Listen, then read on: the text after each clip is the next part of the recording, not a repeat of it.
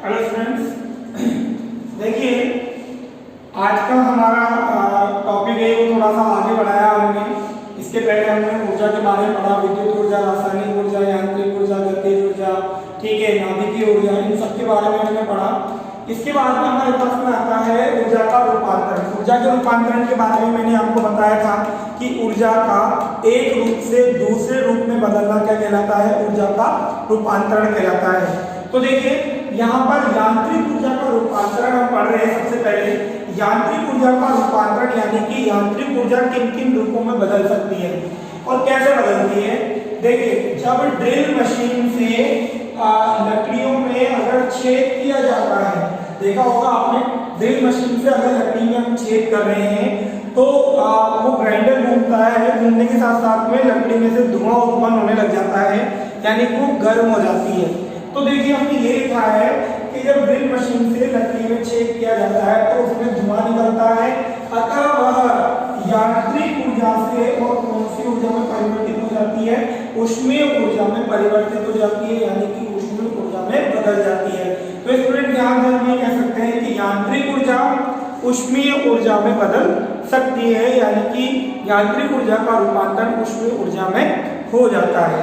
ठीक है, फिर हमारे पास में ध्वनि ऊर्जा का रूपांतरण यानी कि ध्वनि ऊर्जा किस रूप में बदल सकती है।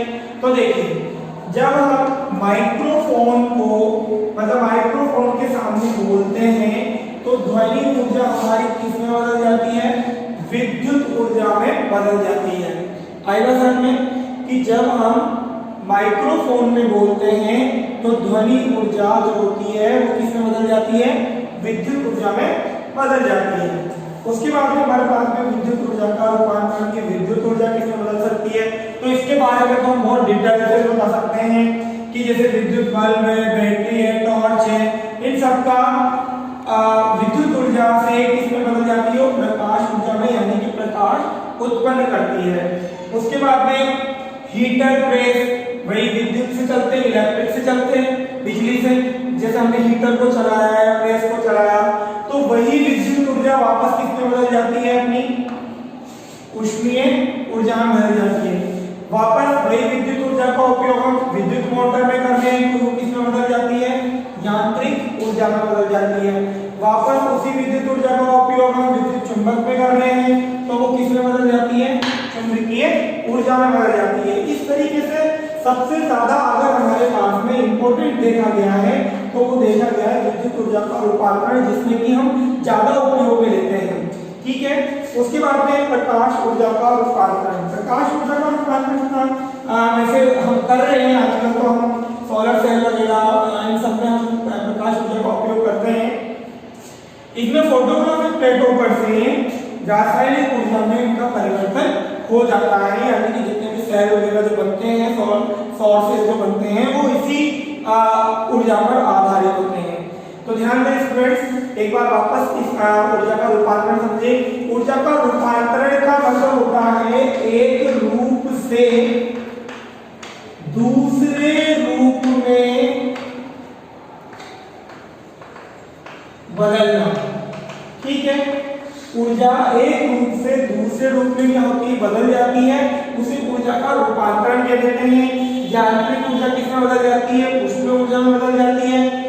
ध्वनि ऊर्जा किसमें बदल जाती है, विद्युत ऊर्जा में बदल जाती है। और विद्युत ऊर्जा, प्रकाश ऊर्जा, ऊष्मा ऊर्जा, यांत्रिक ऊर्जा और चुंबकीय ऊर्जा में बदल जाती है। और प्रकाश ऊर्जा है वो रासायनिक ऊर्जा में बदल जाती है। अब देखिए हमारे पास में ऊर्जा के अन्य रूपांतरण का भी हम एक एग्जांपल ले रहे हैं, आपकी बुक में दिया हुआ है। तो देखिए कोयले को अगर हम जलाते हैं तो वाष्प बनती है, और वाष्प से गतिज ऊर्जा यानी कि आपके रेल के इंजन वगैरह जो पहले चलते थे, शायद अभी भी चलते हैं कुछ जगह पे, रेल के इंजन, तो देखा होगा आपने रेल के इंजन पहले कोयले से चलते थे, जैसे कोयला वगैरह डाला जाता था और इंजन कंटिन्यू गति करता था और गाड़ी चलती थी। तो देखिए कोयला जो होता है वो हमारा रासायनिक ऊर्जा होता है, रासायनिक ऊर्जा के से वो बदल जाता है ऊष्मीय ऊर्जा में, और ऊष्मीय ऊर्जा से वो किसमें बदल जाता है, गतिज ऊर्जा में। यानी कि कोयले को जब हम जलाते हैं तो वो रासायनिक ऊर्जा में बदलता है, और रासायनिक ऊर्जा से जब वो फास्ट बदलता है तो उसमें ऊर्जा उत्पन्न हो जाती है, और जब वो गति करता है तो गतिज ऊर्जा उत्पन्न हो जाती है। ठीक है, ये भी आपका टॉपिक था आपका, जो मैंने बिल्कुल शॉर्टली आपको यहाँ बता दिया है। बाकी तो आपकी बुक में ये सारा सब कुछ लिखा हुआ है। ये देखो यहाँ पे ये कोयले के इस तरीके से जलाया जाता है तो बिल्कुल रासायनिक ऊर्जा उसमें ऊर्जा गतिज ऊर्जा बदल जाती है। ठीक है, इसके बाद में हमारे पास में नेक्स्ट टॉपिक आ जाता है ऊर्जा संरक्षण का नियम। सिंपल सी बात है, ऊर्जा संरक्षण का नियम अगर आप बता रहे हैं तो देखो, ना तो ऊर्जा को उत्पन्न कर सकते हैं और ना ही ऊर्जा को नष्ट कर सकते हैं, यानी कि ऊर्जा जैसी है वैसी ही बनी रहेगी, चाहे आप किसी भी स्थान पर उसको लेकर के चले जाएं, किसी स्थान पर उसको प्रकट करें। तो ऊर्जा संरक्षण का नियम हमारे लिए इंपॉर्टेंट है, और इसमें आपको इतना सा ध्यान में रखना है कि ना तो इसको उत्पन्न कर सकते हैं और ना ही इसको नष्ट किया जा सकता है।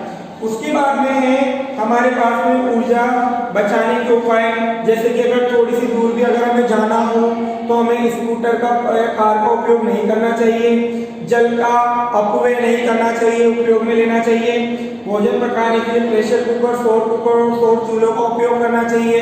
ये नहीं कि हम ज़्यादा देर तक मतलब बिना प्रेशर कुकर के ही हम चला रखें तो उससे ज़्यादा गैस जलती है हमारी। प्रेशर कुकर पे अगर हम किसी चीज़ को उबालेंगे तो कम एनर्जी मतलब कम ऊर्जा की आवश्यकता होगी, कम ईंधन जलेगा हमारे यहाँ का। उसके बाद में वस्त्र, कागज एवं प्लास्टिक को व्यर्थ नष्ट नहीं करना चाहिए।